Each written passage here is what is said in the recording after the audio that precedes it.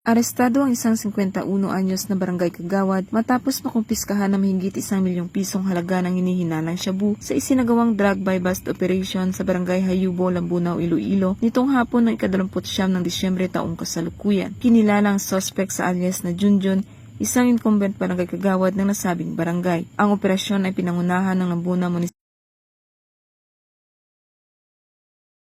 Unit. Ayon kay Police Captain Dandy Elalto, officer in charge ng Lambunaw MPS, isinailalim sa monitoring ang kagawad matapos umanong isiwalat ang isang suspect na naaresto sa isinagawang drug buy bust operation ng Provincial Drug Enforcement Unit sa New Lucena noong ika-30 ng Nobyembre ng parehong taon na sa arestado umano siya kumukuha ng ilegal na droga. Sa operasyon, nabili ng police pusher buyer ang isang sachet ng pinaghihinalaang shabu na nagkakahalaga ng 16,000 pesos at nasamsam pa ang karagdagang 3 sachet na may kabuuang timbang na humigit kumulang 160 gramo na tinatayang nagkakahalaga ng higit sa 1 milyong piso. Ang suspect ay kasalukuyang nasa kustodiya ng Lambunaw MPS para sa dokumentasyon at sasampahan ng kaukulang kaso sa paglabag sa Republic Act 9165 o Comprehensive Dangerous Drugs Act of 2002. Pinagtitibay ng Lambunaw PNP ang kanilang paninindigan sa mahigpit na pagpapatupad ng batas laban sa iligal na droga at muling ipinapaalala na walang puwang sa serbisyo publiko ang sinumang sangkot sa kriminal na gawain. Mula dito sa Police Regional Office 6, ako ang inyong Police News Network Correspondent,